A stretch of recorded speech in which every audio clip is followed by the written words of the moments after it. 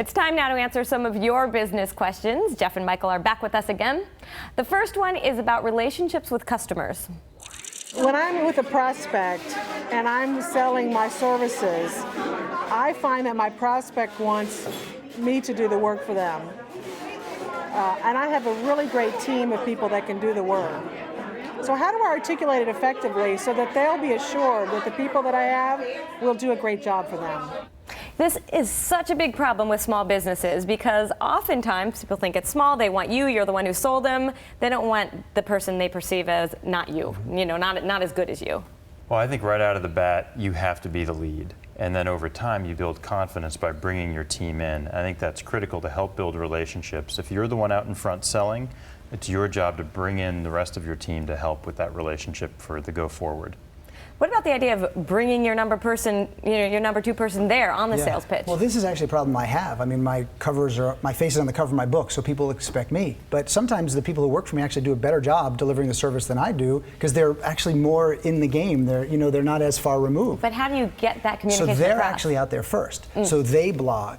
They write, they go out and speak so that they get a platform that, I help advance. But I think it makes a big difference to put them out in front in a big way and not necessarily you're the leader first and then, well, here's somebody who's just going to do the little grunt work. Right. Sometimes you need to put your ego aside for that, right? You do, or you need to be clear about roles when you're pitching. We have the outside team and the inside team. I'm the lead of the outside team, and now here's the lead for the inside team once you've agreed to the spec and they're going to fulfill the project. Right. Yeah. Let's move on to the next one. This is a question from Eleanor, and she asks, how often should I give my employees raises? Do I have to do it every year? I love this question. What do you think?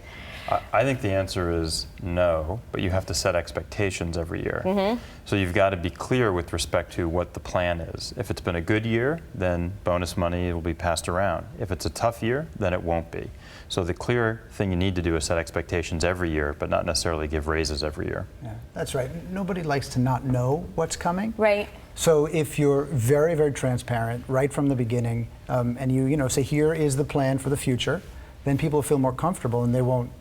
Surprises make people nervous. I think also, it's very easy to give people raises when they start out and they're not making that much money with you, and maybe you want to give them a raise every year because they're doing a good job and you want to get them up to a good salary. Once they get to a high salary, you just simply can't give them raises every year because you'll end up, paying $1 million for someone. It gets very expensive, and when surveys show that the reason people leave their jobs is not the money. Yep. It's job satisfaction, feeling like they're learning, feeling like they're a valued employee. So it's more than just the money that you need to focus on. Right. Okay. Moving up to the next one. This is a question from Roger, and he writes, I've been invited to join a number of networking groups. Is it okay to say yes to all of them and then choose the one I find the most productive, or do you think I'll burn some bridges if I drop out? I think he'll burn some bridges. I do too. Yeah. I think it's insincere to say yes, I'm going to commit to you. But ask them, can I come in and test it out, see how I feel, and see what they say. But I don't like the idea of saying yes to all and then take it off. So I disagree totally. I think you got to go to everything. I think Woody Allen said 80% of life is just showing up. I think when you're networking, you go everywhere.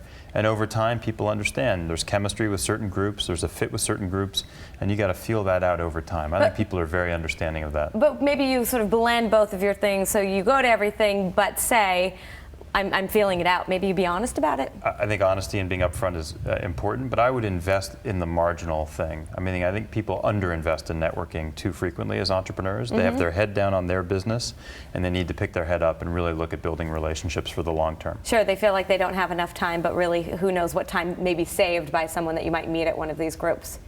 Jeff, Michael, thank you so much for all of that great advice today. We really, really appreciate you coming on the show and sharing your time. And if any of you out there have a question for our experts, all you have to do is go to our website.